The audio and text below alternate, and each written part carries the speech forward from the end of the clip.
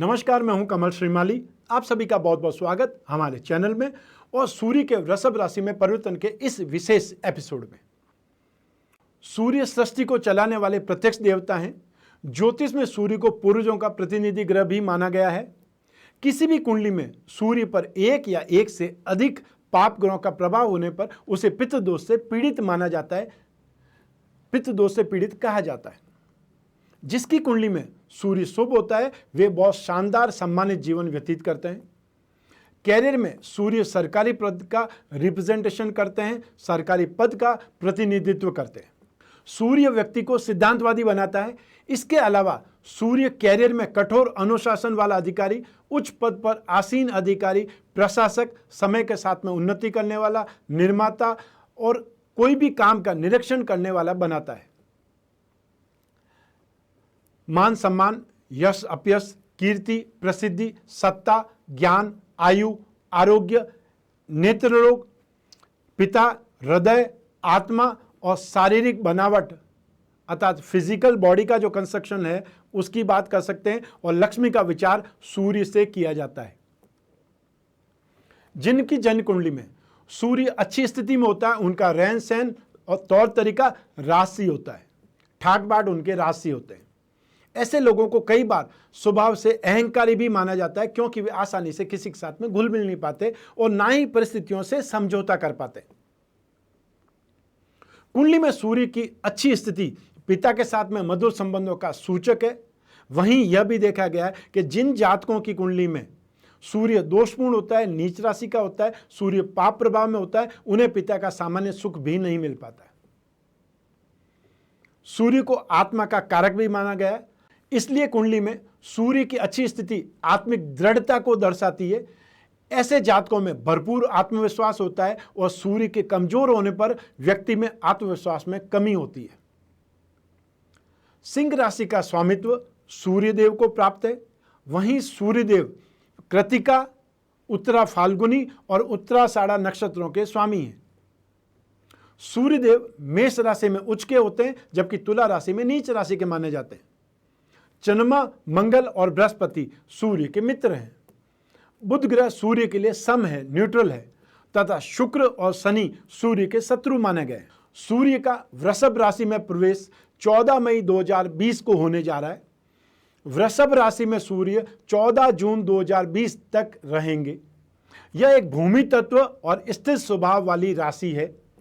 इस प्रकार एक अग्नि तत्व प्रधान सूर्य का प्रवेश भूमि तत्व प्रधान राशि में होगा। सूर्य के इस राशि परिवर्तन को वृषभ की संक्रांति भी कहा जाता है, या आमतौर पर वृषभ संक्रांति बोलते हैं।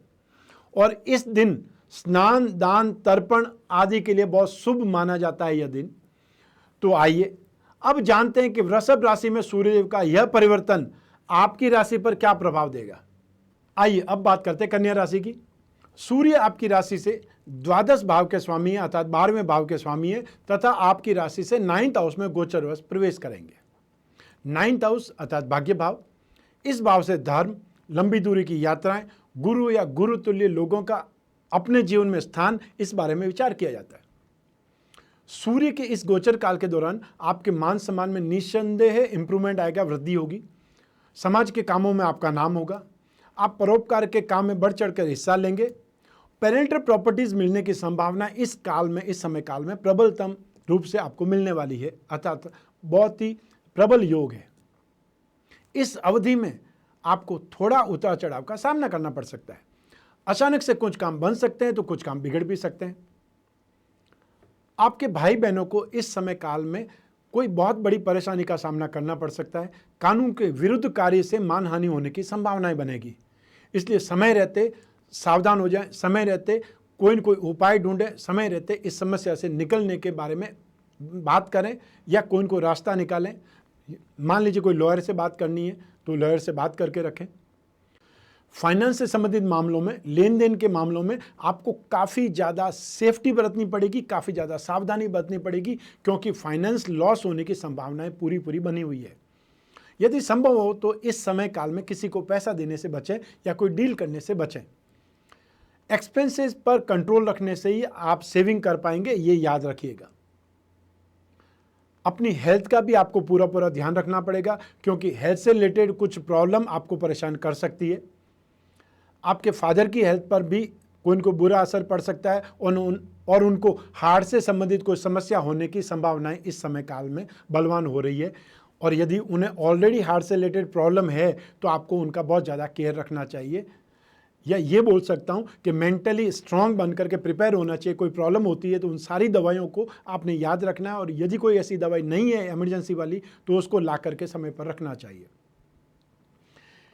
इस समय काल में ऐसा मुमकिन है कि किसी खास मुद्दे पर आपका अपने सीनियर से, अपने सुपीरियर लोगों से, अपने फ्रेंड से या अपने भाइयों से, अपने कलीग्स से वैचारिक मतभेद हो जाए, कोई बात पर डिस्प्यूट्स हो जाए और उनसे अपमान का भय बना रहेगा, ये याद रखिएगा। इस गोचर के प्रभाव से आपकी एफिशिएंसी में इंप्रूवमेंट आएगा, कार्यकुशलता मजबूत होगी तथा आप अपने बल पर अपनी स्थिति को बेहतर बनाएंगे। आपके एफर्ट से इंप्रूवमेंट आएगी, आपके कैरियर में इंप्रूवमेंट आएगी और आप अपने कामों को, अपने प्रोजेक्ट्स को बखूबी निभाया जाता है, कैसे निभाया जाता है यह आपको समझ में आ जाएगा। आपके अब्रॉड जाने का यदि कोई सपना है तो इस समय काल में पूरा हो सकता है, और अब्रॉड की ज़मीन पर जाकर के, विदेशी भूमि पर जाकर के आप खूब मान सम्मान पाएंगे। अचानक से देश में किसी यात्रा पर भी जाना पड़ सकता है, अतः डोमेस्टिक और इंटरनेशनल दोनों ट्रैवलिंग का योग है इस समय काल में। इसलिए आपने अवेयर रहना चाहिए, प्रिपेयर रहना चाहिए, रेडी रहना चाहिए। आइए अब बात करते हैं सूर्य के दोष निवारण के उपायों की। जिन राशि के व्यक्तियों को सूर्य नकारात्मकता देगा, दोष देगा, पीड़ित करेगा, चाहे हेल्थ में हो, चाहे कैरियर में हो, चाहे और किसी ढंग से हो, उन व्यक्तियों को, उन जातकों को सूर्य से संबंधित उपाय करने से राहत मिलेगी। इन उपायों में सबसे पहले द्वादश आदित्य कवच धारण करना चाहिए। हर माह सूर्य जब परिवर्तन होता है, राशि परिवर्तित करता है तो उसे संक्रांति कहा जाता है। तो 12 ही सूर्य परिवर्तित जो होते हैं, अलग अलग राशि में जाते हैं, उनके दोष निवारण के लिए हमने एक विशेष कवच का निर्माण किया है, द्वादश आदित्य कवच। स्पेशली सूर्य से संबंधित है। जिन लोगों को अपने पिता के साथ में वैचारिक मतभेद है, जो गवर्नमेंट सर्विस करते हैं और उनके ऊपर व्यर्थ के दोषारोपण लगते रहते हैं, जिनको हार्ट से संबंधित प्रॉब्लम है और जिन लोगों में आत्मविश्वास की कमी है, उनके लिए विशेष रूप से ये कारगर है। और इस कवच के निर्माण के लिए आपको अपना नाम, अपने पिता का नाम, अपनी माता का नाम, गोत्र, कास्ट और एड्रेस ये सब देना होगा, तब आपके लिए कवच का निर्माण होगा। ये सारी जो सूचना है वो पूजा पाठ के अंदर काम आती है, इसलिए ये इन्फॉर्मेशन आपको देनी होगी। दूसरा उपाय, भगवान विष्णु या श्री राम की पूजा उपासना करें। विष्णु सहस्त्र नाम का पाठ, विष्णु सूक्त का पाठ, राम रक्षा स्तोत्र का पाठ या श्री राम से संबंधित कोई भी मंत्र जाप वो आपको करना शुभ रहेगा। आप विष्णु चालीसा या श्री राम चालीसा का पाठ करके भी उपाय कर सकते हैं, राहत प्राप्त कर सकते हैं। नित्य सूर्य को अर्घ्य दें। अर्घ्य कैसे देना चाहिए वो मैंने कई बार बतलाया, फिर आपको बोल देता हूँ कि तांबे का पात्र लेना है, उसमें पानी भरना है, उसमें थोड़ा सा कुमकुम डालना है, थोड़ा सा गुड़ डालना है और साथ में लाल पुष्प यदि हो तो आपके पास में वो पुष्प लेना है। और सूर्य का मंत्र ओम घृणी सूर्याय नमः या फिर ओम राम रीम रोम स सूर्याय नमः का मंत्र जाप उच्चारण करते हुए अपनी पूरी हाइट से सूर्य और आपकी आंखों के बीच में वो जल गिरना चाहिए। इस ढंग से सूर्य को अर्घ्य दिया जाता है। सूर्य ग्रह की शांति के लिए सूर्य के बीज मंत्र, जैसा कि मैंने अभी बतलाया है, ओम राम रीम रोम स सूर्याय नमः का हर रोज एक माला नियमित मंत्र जाप करना चाहिए। सूर्य ग्रह से संबंधित वस्तुओं का दान रविवार को जरूर करना चाहिए। स्पेशली सूर्य की होरा में और सूर्य के नक्षत्रों में यदि सूर्य का दान करे, सूर्य की वस्तुओं का दान करे तो और ज़्यादा शुभ होता है। जब कृतिका नक्षत्र हो, उत्तरा फाल्गुनी नक्षत्र हो, उत्तराषाढ़ा नक्षत्र हो, उस दिन प्रातः सूर्योदय से 1 घंटे के भीतर भीतर सूर्य की वस्तुओं का दान किया जाना चाहिए। यह सबसे ज़्यादा श्रेष्ठ होता है। दान करने वाली वस्तुएं कौन सी है? गुड़, गेहूं, तांबा, माणिक्य रत्न, लाल पुष्प, खस और मैनसिल, इनका दान आप कर सकते हैं अपनी सामर्थ्य के अनुसार। जो आपकी पॉकेट अलाउ होती है, पॉकेट अलाउ करती है, वो दान आपको देना चाहिए। कितनी संख्या में दें वो सब कुछ आपके ऊपर डिपेंड करता है। ऐसा कुछ भी नियम नहीं है कि आप 1 किलो दें या ट्रक भर के दें, सिर्फ आपकी जितनी सामर्थ्य है उतना आपको दान देना चाहिए। इस समय काल में लगभग अप्रैल माह में, और या फिर ये बोल सकते हैं कि लॉकडाउन जब से स्टार्ट हुआ है उस समय से हम निरंतर टेलीफोनिक कंसल्टेंसी के माध्यम से ही सर्विसेज दे रहे हैं। और क्योंकि इस समय लॉकडाउन में होने के कारण सभी लोग टेलीफोनिक कंसल्टेंसी पर ही डिपेंड हैं, इसलिए हमारे पास में भी बैकलॉग ज़्यादा है। आप लोग जो भी टेलीफोनिक कंसल्टेंसी के लिए टाइम स्लॉट बुक करते हैं, फीस जमा करा देते हैं, उसके बाद में कम से कम 48 घंटे तक धैर्य बनाए रखें। कोई इमरजेंसी है तो हम सबको साइड में करके उस इमरजेंसी वाले पर्सन से सबसे पहले बात करते हैं।